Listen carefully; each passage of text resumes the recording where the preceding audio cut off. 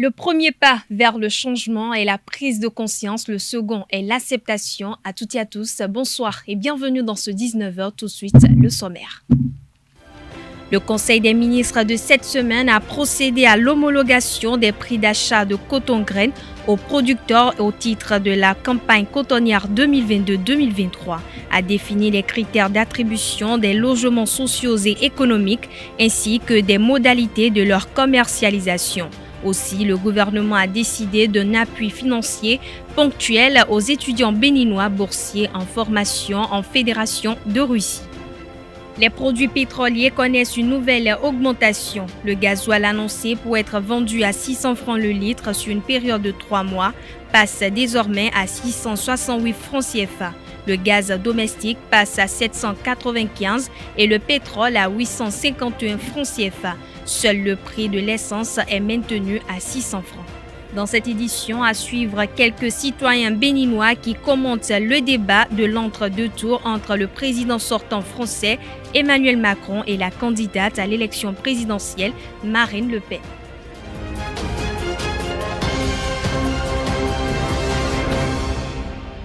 Merci de nous préférer pour vous informer. Le Conseil des ministres de cette semaine s'est réuni en session ordinaire ce mercredi 20 avril 2022. Présidé par le chef de l'État, chef du gouvernement, président de la République, Patrice Talon, plusieurs décisions ont été prises au cours de cette séance hebdomadaire. Au titre des mesures normatives, le Conseil a adopté 3 décrets portant transmission à l'Assemblée nationale pour autorisation de rectification d'une part et examen et vote d'autre part. Au titre des communications effectuées cette semaine, on note des mesures de soutien à la production au titre de la campagne agricole 2022-2023. Pour plus de détails, je vous invite à suivre le porte-parole du gouvernement Wilfried Léandre Rungweji lors de la traditionnelle conférence de presse faisant office du compte-rendu du Conseil des ministres.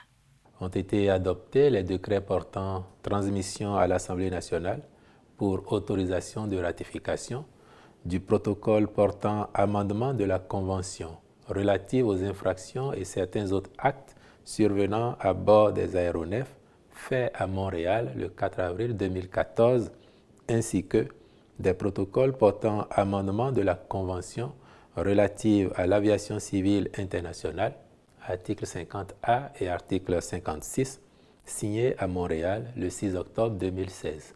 De même, a été transmis à la représentation nationale pour examen et vote le projet de loi modifiant et complétant la loi numéro 2013-01 du 14 août 2013, modifiée et complétée portant code foncier et domanial en République du Bénin. Enfin, a été adopté le décret modifiant celui numéro 2016-530 du 24 août 2016 relatif à la mise en place de la cellule d'analyse des projets d'arrêtés ministériels et préfectoraux. Parlons toujours du Conseil des ministres de cette semaine. Le Conseil a procédé à l'homologation des prix d'achat de coton-graines aux producteurs au titre de la campagne cotonnière 2022-2023. Il était question également de la régularisation de la situation administrative des agents de l'État régulièrement partis en formation avant la mesure de suspension des mises en stage, des critères d'attribution de logements sociaux et économiques ainsi que des modalités de leur commercialisation et d'un appui financier ponctuel du gouvernement aux étudiants béninois boursiers en formation en Fédération de Russie. Suivons ensemble à nouveau le porte-parole du gouvernement et secrétaire général adjoint du gouvernement qui expose l'essence de ces décisions préénoncées. Au chapitre des communications, en point 1, mesures de soutien à la production au titre de la campagne agricole 2022-2023. Depuis plusieurs campagnes agricoles, les prix des engrais livrés aux agriculteurs, aussi bien pour les vivriers que pour le coton, sont restés stables, soit 240 francs CFA le kilogramme et 12 000 francs CFA le sac de 50 kg. Cette stratégie a eu pour impact de renforcer les performances de notre agriculture et de mobiliser les producteurs pour la cause. Mais il s'observe actuellement une inflation des prix des matières premières ainsi que du fret maritime en raison des effets de la pandémie de COVID-19, ajoutée à d'autres chocs extérieurs, ce qui a pour conséquence une hausse brusque et vertigineuse des prix d'acquisition des intrants agricoles, notamment des engrais. Ceci reviendrait à 22 500 francs CFA le sac de 50 kg de NPK et 28 200 francs CFA celui de l'urée, voire plus. Un tel niveau de prix reste élevé et compromettrait tout autant la compétitivité de notre agriculture que la disponibilité des produits agricoles en quantité suffisante. En effet, dans l'hypothèse de la cession des intrants au prix du marché, il se dégage une baisse du niveau de rentabilité financière escompté à prix de vente constant.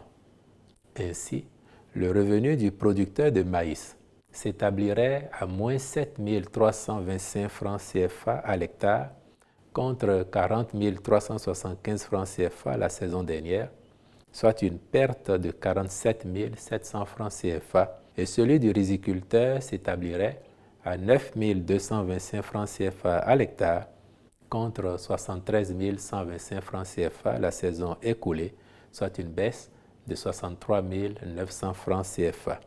Une telle situation est de nature à provoquer un effondrement de la production agricole et menacerait gravement la sécurité alimentaire dans notre pays si les dispositions adéquates ne sont pas prises. Autrement dit, l'émulation des producteurs à utiliser et ou à respecter les doses d'engrais se trouverait affectée, entraînant subséquemment une baisse du niveau de production nationale et partant une hausse des prix des produits agricoles sur nos marchés, voire une indisponibilité des dits produits.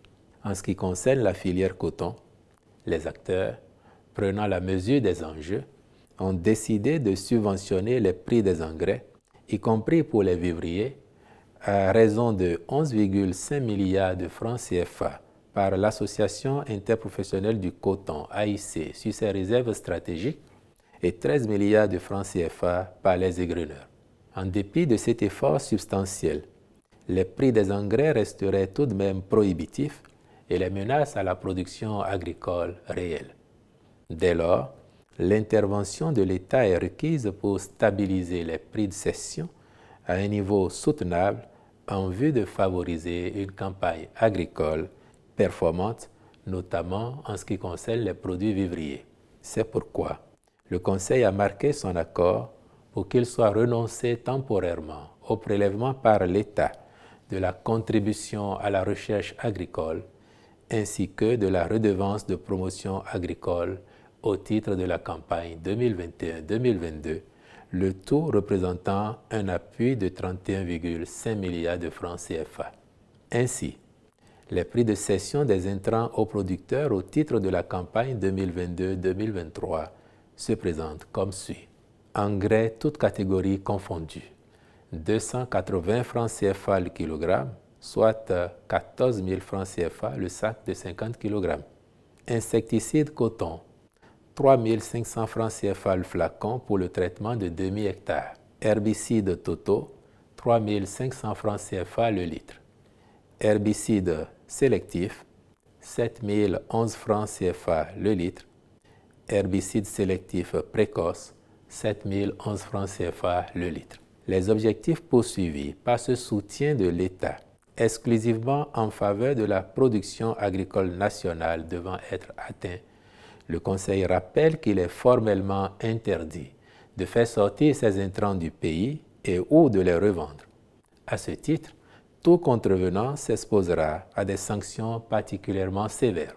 Les ministres concernés sont instruits à l'effet de faire assurer une veille permanente par les services habilités autant que par la participation citoyenne. En point 2, homologation des prix d'achat de coton-graines aux producteurs au titre de la campagne cotonnière 2022-2023. Les prix d'achat du coton-graines aux producteurs au titre de cette campagne ont été homologués comme suit. Coton-graines conventionnel, 300 francs CFA le kilogramme pour le premier choix et 250 francs CFA le kilogramme pour le deuxième choix, contre respectivement 265 francs CFA et 215 francs CFA au cours de la campagne écoulée. Coton graines biologique, 360 francs CFA le kilogramme pour le premier choix et 310 francs CFA le kilogramme pour le deuxième choix, contre respectivement 318 francs CFA et 268 francs CFA au cours de la campagne précédente. Quant au prélèvement traditionnel, il s'élève à 13 francs CFA par kilogramme de coton-graine au titre des fonctions critiques et à 5 francs CFA par kilogramme de coton-graine s'agissant de la réserve stratégique. Les ministres chargés du dossier prendront les dispositions appropriées pour assurer le bon déroulement de la campagne agricole. En point 3, critères d'attribution des logements sociaux et économiques ainsi que modalités de leur commercialisation. Le Conseil a approuvé les 10 critères qui varient selon le type de logement.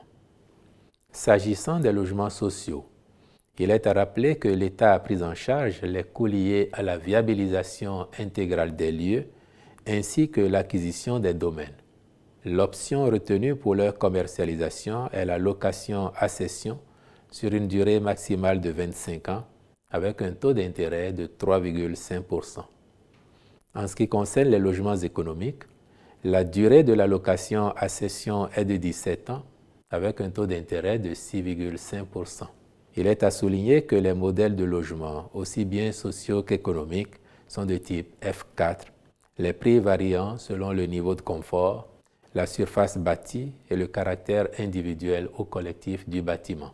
Un comité d'attribution des logements sera constitué et placé sous l'autorité du ministre du Cadre de vie et du Développement durable, qui veillera à l'opérationnalisation de la phase commerciale du programme de construction de logements, conformément aux orientations du Conseil. En point 4, régularisation de la situation administrative des agents de l'État, régulièrement partis en formation avant la mesure de suspension des mises en stage.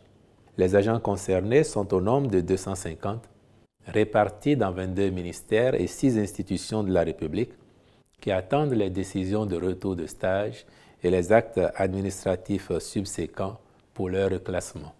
La régularisation de leur situation entraînera, pour ceux d'entre eux qui y sont éligibles, la possibilité d'occuper des postes de responsabilité en lien avec leur nouvelle qualification professionnelle. Le Conseil a donc marqué son accord pour la délivrance des actes en attente au profit de ces agents et autorisé l'examen par la commission compétente des dossiers de mise en stage de ceux des agents ayant démarré les formations avant le 7 janvier 2020, date de suspension des travaux de la dite commission.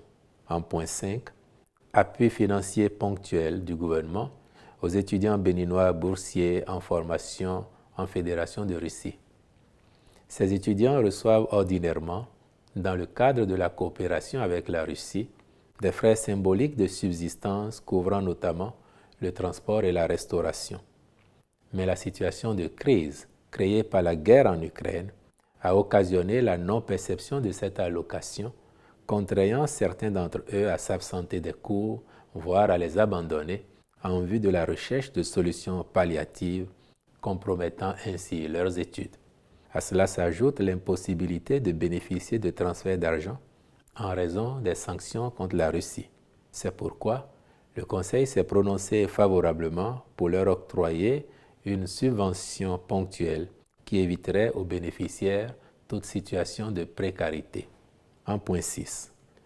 Mission de conduite d'opération des projets de construction du complexe hôtelier urbain d'Akpakpa à Cotonou et du resort d'Avlekete à Ouida.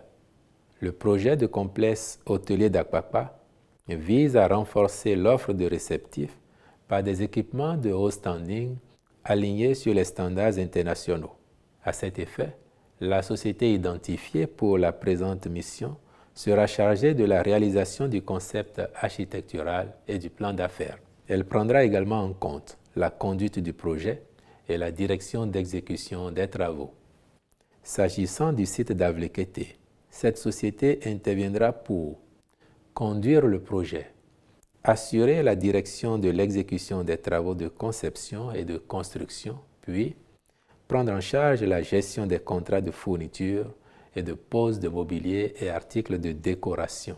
Le ministre du Tourisme, de la Culture et des Arts et le ministre du Cadre de vie et du Développement durable accompliront les diligences pour l'exécution effective de la mission ainsi confiée à la société dans le respect des clauses contractuelles. Au chapitre des rencontres et manifestations internationales, le Conseil a autorisé l'organisation à Aplaoué le 28 avril 2022 de la cérémonie de lancement officiel de la campagne agricole 2022-2023. Le voyage d'études au Bénin d'une délégation d'officiers supérieurs de l'École supérieure internationale de guerre de Yaoundé au Cameroun du 21 au 24 avril 2022. Enfin, au chapitre des mesures individuelles, sur proposition du ministre du Travail et de la Fonction publique, les nominations suivantes ont été prononcées. Directeur de la planification, de l'administration et des finances, M. Abdoulaziz Malik. Directeur du recrutement des agents de l'État, M. Siaka Massou. Je vous remercie. Les produits pétroliers connaissent une nouvelle augmentation. Le gasoil annoncé pour être vendu à 600 francs le litre sur une période de 3 mois passe désormais à 668 francs CFA. Le gaz domestique passe à 795 et le pétrole à 851 francs CFA. Seul le prix de l'essence est maintenu à 600 francs. Selon le ministre de l'Industrie et du Commerce, Sadia Assouman, cette situation s'explique par la crise entre la Russie et l'Ukraine. À l'en croire, la hausse exponentielle du prix du gasoil sur le marché international induirait un prix réel à la pompe à 1020 francs CFA le litre. Malgré cette augmentation, les produits pétroliers bénéficient d'une subvention de 11 milliards de francs CFA. Face à cette situation, le gouvernement mène un combat aujourd'hui afin de mettre les produits à la disposition des consommateurs. Les tours administratives A et B, construites à Cotonou sous le régime de l'ancien président Thomas Boniaï, seront réhabilitées selon une note de la ministre du Travail et de la Fonction publique, Adidiatou Martis, en date du 15 avril 2022. La date de démarrage des travaux de réhabilitation n'est pas encore connue, mais les occupants des bâtiments doivent se tenir prêts pour le relogement. En attendant d'avoir des dates précises, j'invite tout le personnel à se préparer pour le déménagement, indique une note circulaire en date du 15 avril dernier et signée de Adidja Matisse, ministre du Travail et de la Fonction publique. Je l'annonçais à l'entame de cette édition, le débat de l'entre-deux tours entre Emmanuel Macron et Marine Le Pen s'est tenu ce mercredi 20 avril 2022 à 4 jours du verdict de l'élection présidentielle de 2022 en France. Les citoyens béninois, comme beaucoup d'autres à travers le monde, ayant suivi ce face-à-face très émouvant, expriment leur point de vue au micro de Quentin Amousso et Francis Farami. Suivons ensemble. Ce débat, c'est un débat vraiment intéressant. Je pense que j'ai beaucoup apprécié Marine Le Pen, puisque elle m'a convaincu. Moi, mon souhait, Le Pen n'a qu'à gagner pour révolutionner la politique africaine. Puisque ce qui se passe aujourd'hui en Afrique et dans le monde, par exemple en Russie, et ça ne va pas. Donc il faut quelqu'un d'autre pour révolutionner la politique autrement. On ne change pas l'équipe qui gagne. Et les problèmes actuels sont un peu lourds. Ces deux futurs présidents n'ont pas du tout parlé sur l'Afrique. Or, nous sommes africains et les problèmes africains sont vraiment nombreux. Et presque un tiers des pays sont des colonies françaises, ont été colonisés par la France. Et vous voyez que ces deux futurs présidents n'ont même pas abordé l'un des problèmes que rencontre l'Afrique. Surtout le problème de Boko Haram, problème de djihadistes là, problème de la famine. Je sais que la France ne peut jamais tout faire, mais s'ils sont élus présidents, quel est leur programme pour l'Afrique? Les Africains même, disons nos chefs d'État même, ne sont pas simplement sérieux. Voilà quelqu'un qui n'a pas pu entretenir ce qu'on appelait France-Afrique, qui a changé de main. Mais face à un débat électoral, il n'a rien dit sur son quinquennat prochain sur l'Afrique. Alors que c'est eux-mêmes qui disent le continent de l'avenir, c'est l'Afrique. La France n'est rien sans nous, pays francophones, français ici. Elle dépend de nous, nous dépendons d'elle. Parce qu'ils n'ont pas parlé de mon Afrique en tant qu'Africain. Moi, je me dis, ils ont défendu leur bilan à eux. Mais je dis encore ceci. Est-ce que ces gens-là tiennent compte de ce que nous sommes en Afrique? Parce qu'aujourd'hui, qu'est-ce qui se passe? Vous voyez ce qui se passe au Mali? Vous voyez ce qui se passe en Guinée? Aujourd'hui, beaucoup de pays africains francophones redoutent la France. Moi, ce qui m'a un peu gêné, c'est que les gens ont très peu parlé de l'Afrique. C'est ça qu'il faut déplorer. Sinon, ça a été un bon débat. Parce que Marie Le Pen s'est corrigée. Mais malgré ça, il y a eu encore des tares. On sent qu'elle ne maîtrise pas tous les rouages de la République. Et le président Emmanuel Macron, il maîtrise son sujet. Sur ce point, selon moi, il a battu Marine Le Pen. Mais on sait que ces débats-là, ça ne change pas grand-chose sur le plan de l'électorat. Même si ça va changer, bon, le pourcentage est faible. Ça serait entre 1% et 3%. Mais seulement ça a la chance de convaincre les sceptiques, les indécis. Est-ce que vous voyez? Donc, c'est sur ce plan que ça change quelque chose. Sinon, dans le fond, ça ne change pas grand-chose. Si c'est Macron qui gagne, c'est bon. C'est la continuité. On sait ce qu'il fait déjà. Mais si c'est Marine Le Pen qui gagne, parce que ce que moi je vois que c'est peu envisageable. Parce que vu ceux qui ont fait front, c'est un front républicain qui s'est dressé contre elle. Donc, parce que Macron passe par défaut. Parce que tout le monde ne veut pas voir Marine Le Pen arriver. Parlons culture à présent, lancé le 17 avril dernier au Centre culturel des rencontres internationales John Smith de Ouidah. La première édition du festival de films Allons au cinéma FIFAC a rassemblé une brochette des grandes personnalités de la culture venues du monde entier. Le monument de la musique et du cinéma nigérian Adeneye Dayo a lui aussi siégé au sein du jury. Émerveillé par les œuvres en compétition, le partenaire de Kenny Music, promoteur de Two-Face, Davido, Wizkid et bien d'autres jeunes artistes, n'a pas hésité à faire son commentaire au sujet du FIFAC. Il est au micro de Carles Kitoumé. I was invited to be one of the judges for the film festival, and I feel having contributed in our own small way to the music industry in Nigeria and Africa as a whole.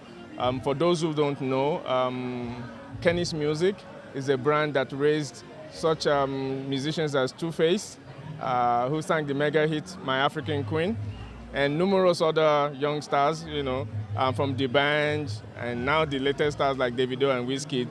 Myself and my partner Kenny. Je suis invité pour siéger dans le jury de la première édition du Festival international de films Allons au cinéma. Je me sens honoré d'être là. Je vais apporter mon soutien à cet événement.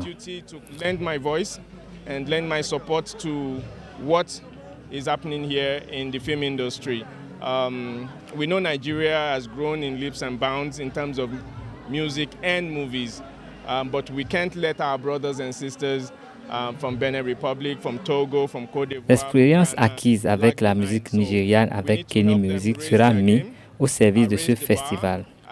Je vais donner des conseils. Nous allons devoir soutenir le FIFAC.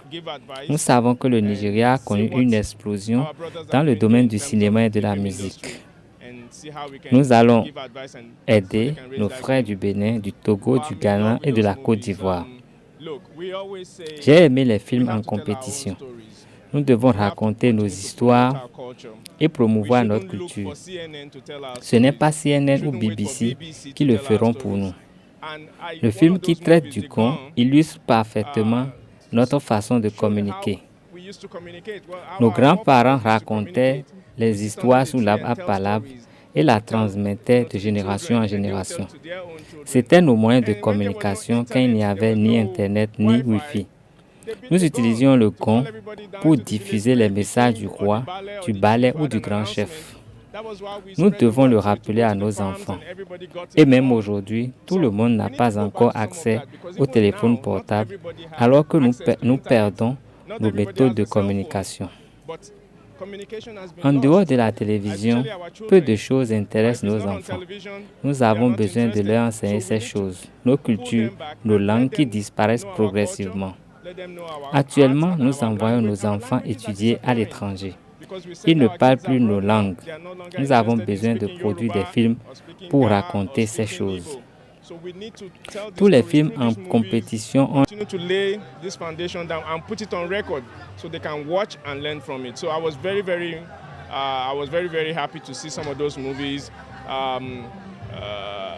also educate us. I mean, you saw the last movie we watched about the male. Tous les films en compétition ont un caractère éducatif. Mieux, nous ne savons pas d'où viendra le film de demain. Nous allons exposer les films d'ici à la grande population nigériane.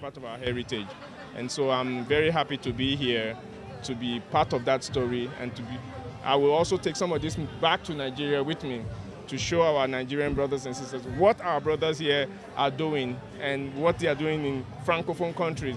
So I'm very happy. Well, this is my first time getting involved.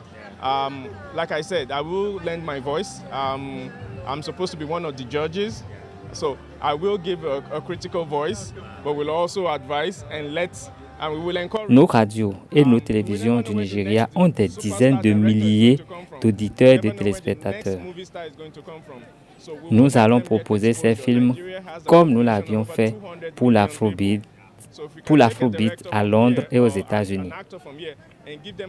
Nous transportions physiquement nos CD, mais actuellement, des stars américaines comme Beyoncé collaborent avec nos artistes. Et nos artistes ont commencé à gagner les Grammy Awards. C'est bon. Nous allons faire en sorte que ces films décrochent aussi des Oscars. Par ailleurs, nous félicitons les organisateurs du FIFAC. Je remercie spécialement M. Philippe et sa collègue venue. When we started this music, that's Afrobeats, we used to carry our CDs physically to London, carry to America and play to America and say, look, this is what we are doing in Africa. Support us, listen to it. And now, Americans are doing collaborations with us, from Ludacris to all the big stars, Beyoncé, everybody's done. Our artists are now winning Grammy Awards. Venus d'Europe. Ce n'est que la première édition. Il est normal qu'il y ait des ratés. Mais le FIFAC va grandir. So that's what we need to do as Africans, promote our own, and that's why I'm here. And I'll be happy to take some of these movies with me. Well, first of all, I want to say congratulations to the organizers. I also want to say a big thank you to Mr. Phillips and his colleagues, having flown down from Europe. It's good that they are lending a hand. But for the organizers, I must say kudos. This is the first edition. Je suis content d'être là. Je vais apporter mon soutien et je promets de ramener beaucoup plus d'artistes du cinéma et de la musique du Nigeria pour la prochaine édition. You will get more support. I can assure you that by the time I come back next year, I will bring more Nigerians. Thank you. You know, I will bring musicians, I will bring our actors, I will bring... as a matter of fact, some of them wanted to come with me, but because it's Easter, they didn't want to leave their families. But I can assure you that we will help give this festival some exposure in Nigeria, and next year we will bring more people to come help celebrate this film festival. Sport pour finir cette édition, reporté à la dernière minute, l'acte 1 de la Super League professionnelle de football du Bénin a été finalement joué hier mercredi 20 avril 2022. Sur ses propres installations, l'association sportive de la vallée de l'Ouémé a fait fort en écrasant 4-1 les militaires d'Adidja FC Lanterne Rouge. Le reportage de cette rencontre avec Colomboso. C'est un grand public qui est venu au stade Omnisport d'Adjoun pour suivre ce match en retard de la première journée entre les Ouémenou et les militaires d'Adidja FC. Asvo a étrié Adidja 4-1. Après une première partie terne, les deux équipes arrivent à se départager en seconde période. Les poulains de Bior Richard ouvrent la partie à la 47e minute grâce à Edema Peter.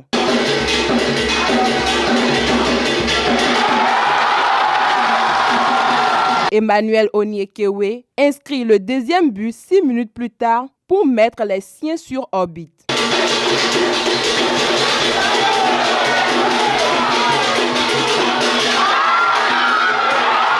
Les militaires réduisent le score à la 62e minute par l'entremise de Agbalika Cédric.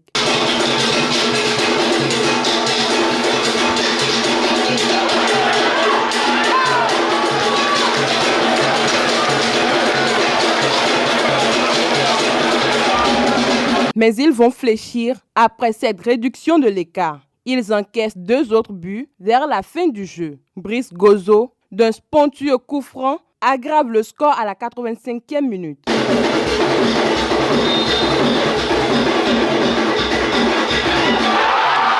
Emmanuel Oniekewe profite du temps additionnel pour inscrire son doublé. Il envoie un bolide dans la lucarne de Seydou Dré et crucifie ainsi les militaires.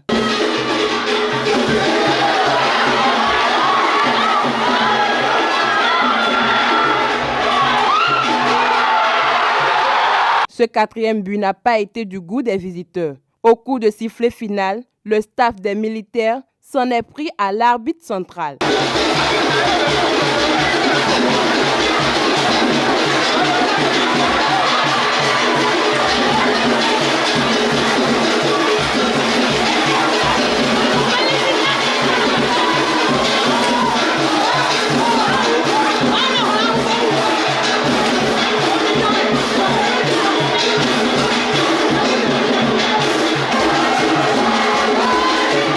Des sentiments de satisfaction parce qu'on avait besoin d'engranger des points aussi à domicile. Et cette victoire vient à point nommé et ça nous permet de recoller au classement. Il faut reconnaître qu'en première partie, on avait des difficultés à sortir nos ballons parce que l'adversaire était en supériorité numérique en milieu de terrain.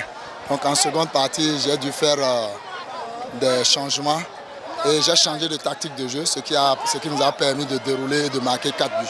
Parlons toujours sport. Dynamo d'Abomey, leader provisoire du classement de la Super League professionnelle, a connu l'échec ce mercredi 20 avril 2022 à domicile au stade Omnisport d'Abomey face au vice-champion en titre Buffle FC. La rencontre s'est soldée sur un score de 1-0 pour les visiteurs. Le compte rendu de la rencontre avec Anaël Do.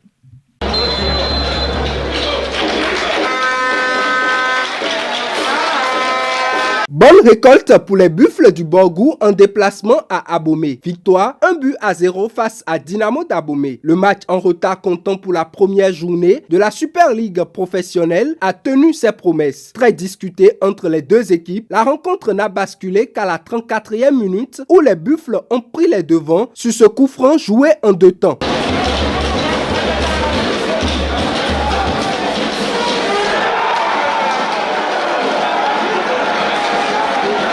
Shaona Mohamed inscrit ainsi le seul but de la partie. Dynamo d'Abomey a tenté dans la minute suivante de rétablir la parité, mais ce face-à-face n'a donné aucun résultat.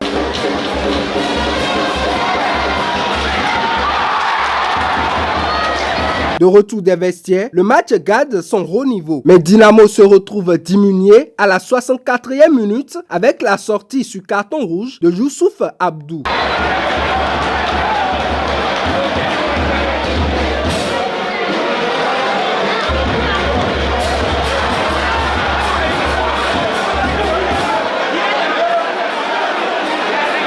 Les Buffles vont résister aux multiples actions pour finalement s'imposer sur le score de 1-0. Au coup de sifflet final, les supporters ont envahi l'entrée de la pelouse verte, contestant certaines décisions arbitrales. Difficilement, après une dizaine de minutes, les arbitres ont regagné les vestiaires sous escorte policière. Ainsi prend fin cette édition. À toutes et à tous, merci pour l'attention accordée à ma modeste personne. À toutes et à tous, bonne soirée.